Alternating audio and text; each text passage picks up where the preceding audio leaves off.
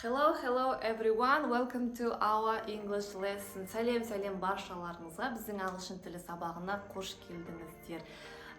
Біздің білімгі YouTube арнасына міндетті түрде тіркеліп алыңыздар, себебі біз сіздермен ағылшын және орыс тілдерін оңай үйренетін сабақтармен күн сайын бөлісіп отыратын боламыз. Бүгінгі тақырып қандай болады деп ойлап отқан шығарсыздар, иә? Онда видеоның соңына дейін көріңіздер. Себебі бүгінгі сіз үйренетін тақырып сізге міндетті түрде кәдеңізге жарайтын, қажет болатын тақырып болып табылады. Ол қандай тақырып? Ойланып көрейік. Так, көп сызбай бастайық. Бүгін біз сіздермен өтетін тақырыбымыз ол ағылшын тілінде күнде сөйлеу кезінде қолданылатын, бүгінде, ертеңде кез келген уақытта сізге көмектесетін, мүмкін сіз саяхатқа шығасыз ба, мүмкін шетелде оқуға барасыз, мүмкін жалпы мектепте немесе университетте оқисыз, жалпы күнделікті өмірде де қажет болатын топ 20 етістікті үйренетін боласыздар. Топ 20 етістік.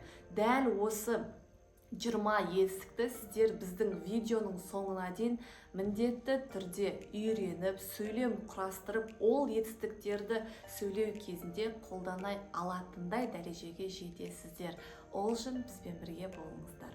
Ал кеттік, бастайық. Ол қандай етістіктер, топ 20 етістік. Ең алғашқы етістік ол бізде have және has етістігі. Have және has етістігі. Сіздер оқыған кезде, немесе бір тыңдаған кезде естігенсіздер бұл етістікті. Жалпы have және has етістігі аудармасы қандай? Have және has етістігі бар дегенді білдіреді. Мысалы, I have, менде бар, you have, сенде бар деген сияқты бар болу етістігі. Example, I have a book, менде кітап бар. She has a dog, ол қыздың иті бар. He has a toy, ол баланың ойыншығы бар деген секілді. Осы have және has етістіктері ең көп қолданылатын. Ол бізде I, we, you, they есімдіктеріне have қолданатын болса, he, she, it есімдіктеріне has қолданады екенбіз. Келесі етістік, ең көп қолданатын етістік, ол бізде go. Go бару, бару дегенді білдіреді. Example, I go to the park. Мен саябаққа барамын. I go to London. Мен Лондонға барамын. Деп осылай go сөзін қолдансақ болады. Келесі үшінші етістік, ол бізде do етістігі. Do дегеніміз бір іс-әрекетті істеу немесе жасау деген мағынаны білдіреді. Example, I do my homework. Мен үй тапсырмасын орындаймыз. Ең көп қолданатын сөзі, бәріміз білетін. Or they do sport. Олар спортпен айналысады. Деп осылай сөйлем құрастырсақ болады. Сонда do ол бізде істеу, жасау деген мағынаны білдіріп тұр. Келесі етістік бізде make. Ол да do секілді істеу және жасау дегенді білдіреді. Example, I make a sandwich. Мен сэндвич жасаймын. Or I make much money. Мен көп ақша табамын. Деп осылай сөйлемде құрастырсақ болады. Сонда make бізде істеу, жасау дегенді білдіреді екен. Келесі көп қолданатын етістік ол read. Read ол оқу дегенді білдіреді. I read a magazine. Магазин бұл жерде магазин емес, әрине, журнал деп аударылады. Яғни мен журнал оқимын. Or I read an article. Мен мақала оқимын. Article бұл жерде мақала, статья деді ғой. Мақала деп аударылады екен. Сонда read бізде оқу деген мағынаны білдіріп тұр. Келесі етістік ол бізде write етістігі. Write ол жазу дегенді білдіреді. Example, I write an email. Мен хат жазамын. Or I write my daily routine. Мен өзімнің күнделікті күн тәртібімді жазамын деп қолданамыз. Сонда write бізде жазу деген мағынаны білдіреді екен. Келесі етістік ол бізде listen, тыңдау. Listen, тыңдау. I listen to the music. Мен музыка тыңдаймын. Or I listen to the podcast. Мен подкастты тыңдаймын деп осылай сөзде қолдансақ болады. Сонда listen тыңдау деп аударылады екен. Келесі етістік ол бізде come етістігі. Come, келу. Yeah, come, келу. Example. I come to my granny's house every Sunday. Мен өзімнің әжем үйіне әр жексенбіде барамын. Or may I come in? Маған кіруге рұқсат па деген сияқты. Сонда come, келу деп аударылады екен. Келесі етістік бізде speak деген етістік. Speak сөйлеу, сөйлесу, сөйлей алу дегенді білдіреді. Бәріміз қолданатын сөйлем ол do you speak English? Сен ағылшынша сөйлей аласың ба? Yes, I speak English деп осылай. Я, мен ағылшын тілінде сөйлей аламын деп сөйлем құрасақ болады. Сонда speak сөйлеу, сөйлесу деп аударылады екен. Келесі етістік ол бізде watch көру. Watch көру. Негізі ағылшын тілінде көру деген бірнеше етістіктер бар. Ол бізде watch, ол бізде see, ол бізде look деген етістік бар. Соның ішінде watch деген етістік ол жалпы белгілі бір мысалы теледидар арқылы көру, немесе бір фильмді көру, қандай бір киноны, бір нәрсені жалпы көзбен көру, бір зат арқылы көру. Сол кезде қолданатын етістік екен осы. Ол watch. Example, I watch TV in the morning. Мен кешке теледидар көремін. Or I watch cartoons every day. Мен күнде мультфильмдер көремін. Cartoons мультик деп аударылады. Дәл осылай watch сөзін сөзде қолдансаңыздар болады. Ол да бізде ең көп қолданатын сөздер қатарына жатады екен. Сонда watch көру деп аударылады. Келесі етістік бізде eat етістігі. Eat ол жеу. Eat жеу. Example, I eat sushi every weekend. Мен әр демалыста суши жеймін. Or I eat an ice cream every day. Мен күнде балмұздақ жеймін. Яғни eat жеу деп аударылады екен. Келесі етістік ол бізде drink. Drink, ішу. Drink, ішу. I drink water every morning. Мен күнде су ішемін. Немесе I drink milk every morning. Мен күнде таңертең сүт ішемін деп осылай сөйлеп құрастырсақ болады. Сонда drink бізде ішу деп аударылады екен. Келесі етістік бізде cook, пісіру. Көп естігеміз, көп кітаптардан оқыған кезде де көргенімізде cook, пісіру. I cook dinner every day. Мен күнде ас әзірлеймін деген секілді осылай cook сөзінде біз көп қолданады екен. Сонда cook бізде пісіру деп аударылады екен.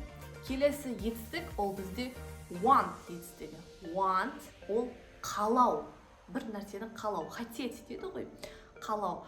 Example, I want to go to abroad.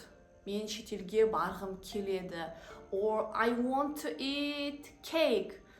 Мен торт жегім келеді. Дәл осылай өзіңіздің қалауыңыз айтқан кезде осы want етістігін қолдансаңыздар болады. Сонда want бізде қалау деп аударылады. Келесі етістік бізде learn етістігі. Learn ол үйрену. Learn үйрену. Example, I learn English.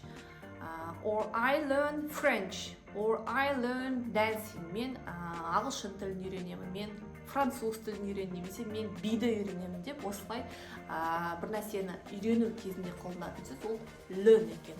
Яғни learn ол үйрену деп аударылады. Келесі етістік бізде understand. Understand ол түсіну. Understand түсіну. I understand you. Мен сені түсініп тұрмын. I understand Chinese language. Мен Қытай тілін түсінемін деген сияқты сөйлемдерде қолдансаңыздар болады. Сонда understand түсіну. Understand түсіну. Келесі сөз бізде buy. Buy сатып алу.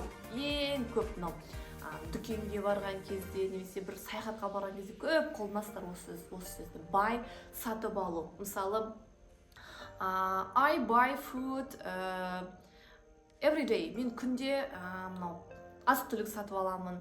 Немесе I buy my cosmetics online. Мен өзімнің косметикамды онлайн сатып аламын деген сияқты. Buy сатып алу етістігі екен. Міндетті түрде сақтап аламыз. Buy сатып ал. Келесі етістік бізде live етістігі. Live тұру, бір жерде өмір сүру дегенді білдіреді. Example, I live in Kazakhstan. Мен Қазақстанда өмір сүремін. Or I live in the big city. Мен үлкен қалада өмір сүремін. Сонда live бізде өмір сүру дегенді білдіреді екен. Live тұру, өмір сүру деген етістік болып табылады. Келесі етістік бізде run етістігі. Run жүгіру. Иә, run жүгіру деген етістік. Example, I run an hour every day. Мен күнде бір сағат жүгіремін, иә. Or they run every evening. Олар әр күні кеште жүгіреді. Сонда run жүгіру деп аударылады. Келесі ең соңғы етістік ол бізде help етістігі. Бәріміз білеміз, иә. Көмек сұраған кезде қолданатын көмектесу, көмек беру дегенді білдіреді. Help етістігі. I can help you. Мен саған көмектесе аламын. Do you help me? Маған көмектесе аласың ба? Деп осылай help сөзін де көп қолданамыз. Бүгін біз сіздермен дәл осылай топ 20 етістікті үйрендік. Қазір бәрін біртіндеп қайталап шығамыз. Міндетті дәптерлеріңізді алып, жазып алсаңыздар болады. Кеттік. Тағы да бір еске түсірейік. Топ 20 етістік. Ең алғашқы етістік ол бізде have және has етістігі. Келесі етістік бізде read етістігі. Одан кейін do жасау, я, make істеу, жасау дегенді білдіреді. Одан кейінгі етістік go бару, write жазу, listen оқу, come келу, eat жеу, drink ішу, watch көру, cook пісіру, understand түсіну, buy сатып алу, want қалау, live өмір сүру, тұру, run жүгіру, help көмектесу, speak сөйлесу. Ең соңғы етістік ол бізде learn және help етістіктері. Learn үйрену, help көмектесу. Я, бүгінгі өткен етістіктерді сіздер естеріңізде сақтап жаттап алсаңыздар болады. Себебі күнделікті ағылшын кезінде міндетті түрде қолдансаңыздар болады. Бүгінгі видео сіздерге пайдалы болса өте қатты қуаныштымын. Біздің арнамыздан тіркеліп алсаңыздар болады. Себебі біз сіздермен осылай ағылшын тілін оңай әрі тез үйрететін қызықты видеолармен бөлісетін боламыз. Ол үшін міндетті түрде біздің білімгі YouTube арнасына тіркеліп, лайк басып, қоңыраушаны басып қойсаңыздар болады. Ал келесі сабақтарда кездескенше. Have a nice day. See you later.